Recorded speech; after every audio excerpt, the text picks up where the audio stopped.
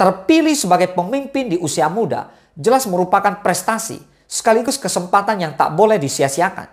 Jangan takut untuk menerima serta menjalankan kepercayaan besar tersebut. Tunjukkan bahwa kamu memang punya kualitas diri seorang pemimpin terlepas dari usiamu yang masih muda dibandingkan yang lain. Namun dalam menjalankan tugas barumu sebagai pemimpin, kamu juga perlu berhati-hati.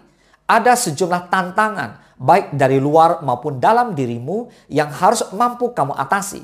Mengingat orang-orang yang dipimpin lintas usia, maka terapkan 5 tips berikut ini. Let's talk about it.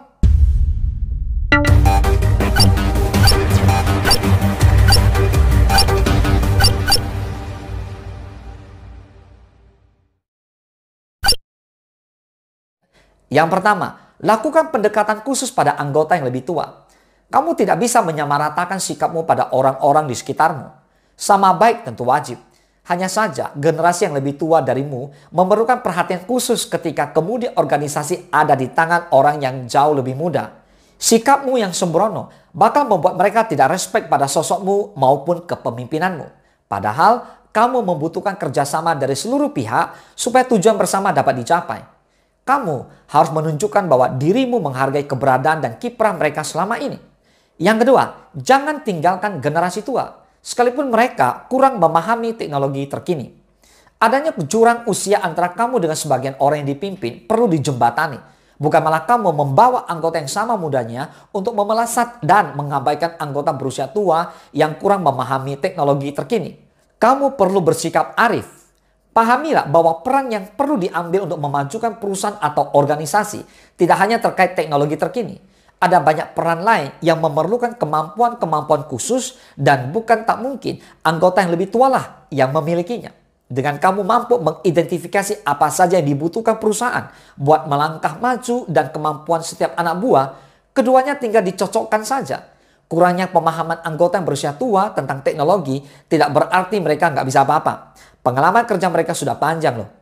Yang ketiga, sadari bahwa kepintaranmu barangkali belum diimbangi dengan pengalaman dan kebijaksanaan.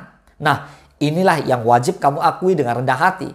Kamu tentu dipilih menjadi pemimpin muda karena mempunyai sejumlah kemampuan yang tidak ada pada orang lain. Misalnya, dari segi kepintaran kamu yang diprediksi mampu untuk menghadapi tantangan masa kini dan masa depan. Akan tetapi, jangan bersikap jumawa dan terlalu percaya diri. Di usia semuda ini, tidak mungkin seluruh kemampuanmu telah berkembang maksimal. Terpilihnya kamu saat ini sebagai pemimpin boleh jadi hanyalah kesempatan buat kamu makin mengasah kemampuan-kemampuan tersebut. Kamu pastinya punya beberapa kemampuan yang mengungguli teman-teman. Kepintaran kamu dalam suatu bidang diakui karena kamu baru selesai mempelajarinya sehingga ilmumu masih fresh. Namun, ingat bahwa jam terbangmu masih rendah dan kebijaksanaan masih serupa tunas dalam dirimu. Dengan menyadari kelemahan ini, kamu menjadi lebih berhati-hati dan mau mendengarkan orang lain. Yang keempat, membangun suasana kekeluargaan tanpa menurunkan profesionalitas. Suasana kekeluargaan bakal lebih mudah untuk menyatukan orang-orang dengan perbedaan usia yang signifikan. Orang yang dituakan akan melunakkan sikapnya pada rekan-rekan kerja yang dianggapnya seperti anak sendiri. Begitu pula anggota yang muda bersikap lebih hormat dan sabar pada orang yang usianya lebih banyak. Jika suasana kekeluargaan tidak dibangun, orang-orang berusia tua pasti merasa tidak nyaman dikepung bahkan dipimpin oleh orang semuda kamu. Sementara itu, anggota berusia muda menganggap rekan kerja berusia tua nggak berguna lagi dalam tim. Sebagai pemimpin, kamu punya tugas menyatukan mereka. Yang kelima, jaga dirimu dari ambisi yang terlalu tinggi, arogansi dan sikap tergesa-gesa. Ketiganya khas pada diri orang muda. Walaupun orang yang lebih tua pun dapat mempertahankan ketiga karakter ini, kamu yang masih muda cenderung menganggap wajar ketiganya.